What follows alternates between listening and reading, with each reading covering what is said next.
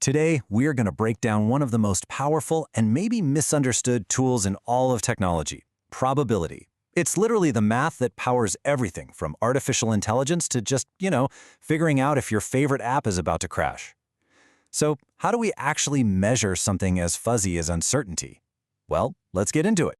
You've been there, right? You click a link, you stare at that little spinning icon, and nothing.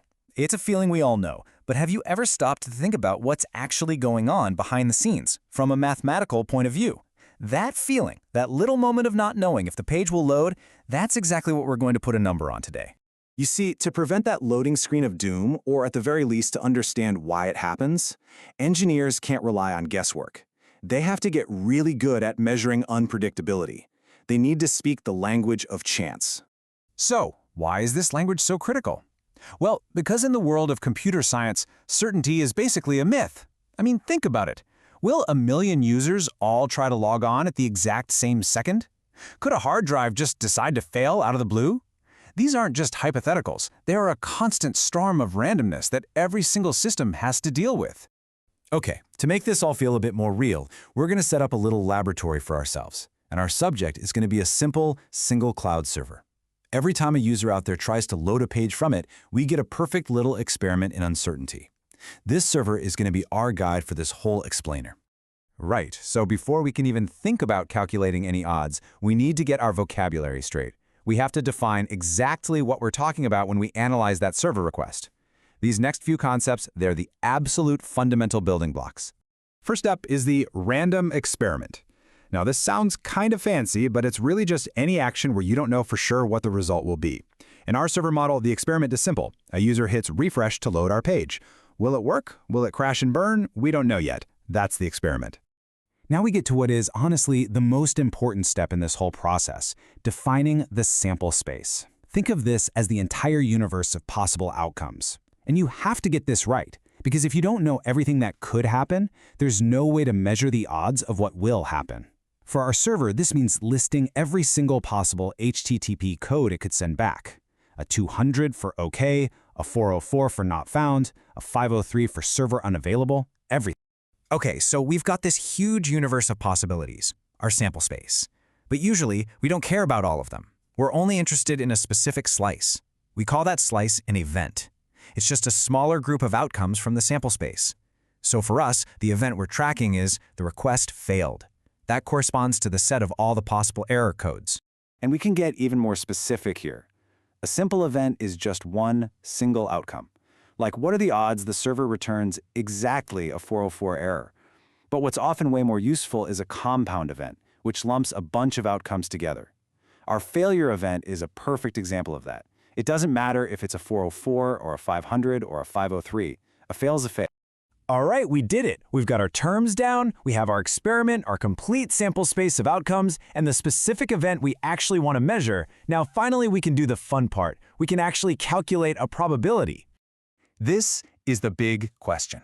This is what keeps system engineers up at night. And you can't answer it with a gut feeling. You need data. So let's take a look at our server's logs and see what they tell us. So let's imagine we look at the last 1,000 requests that came in. That's our total logs. So the size of our sample space is 1,000. And as we sift through them, we find that 50 of those requests resulted in an error code. Those 50 logs are the outcomes that match our failure event. And here it is, the beautifully simple formula that puts it all together. The probability of our event happening, we write that as P of E, is just the number of outcomes we care about divided by the total number of outcomes that were even possible. It's our 50 error logs divided by our 1,000 total logs.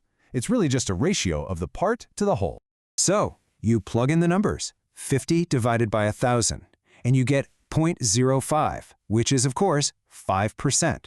And there you have it. That nagging, uncertain feeling from the beginning, we just captured it. We just measured it with a single number. The chance of failure is 5%. And that 5% makes perfect sense when you remember the basic rules of the game. A probability is always a number between 0 and 1, or 0% and 100%. If you get 0, that thing is impossible. If you get 1, it's a dead certainty. Our 5% is a small but very, very real chance that things could go wrong. Okay, so let's zoom out for a second, because this way of thinking, this structure of experiment, sample space, event, it's not just for web servers, not by a long shot. This is a universal toolkit for any engineer who has to deal with the messy reality of an uncertain world. Seriously, this exact same logic is humming away at the heart of how AI models make those spooky good predictions. It's how cybersecurity experts calculate the odds of a hacker breaking in. It's how we predict when a massive system might go down, and even how we analyze the performance of the code we write. It is absolutely everywhere. And here's the big takeaway. Remember learning about sets and subsets and universal sets back in math class? Well, this is its killer app. This is where all that abstract theory becomes an incredibly powerful tool for modeling the real world in all its unpredictable glory. So, if there is only one thing you remember from all of this, please let it be what's coming next. This is the first and most important rule for anyone who wants to be an architect of uncertainty. Look, all the complicated formulas in the world don't mean a thing if your foundation is shaky. And the foundation is the sample space. If you fail to list even one single possible outcome, your math is wrong. Full stop.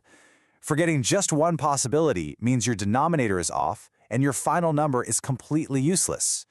Defining that universe of what's possible isn't just the first step, it's everything. And that's the thought I really want to leave you with. In a world that runs on code, from our financial markets to our healthcare systems, what are the consequences when we miscalculate the universe of what could happen? Getting that sample space right isn't just a math problem anymore. It's one of the most fundamental challenges in all of modern engineering.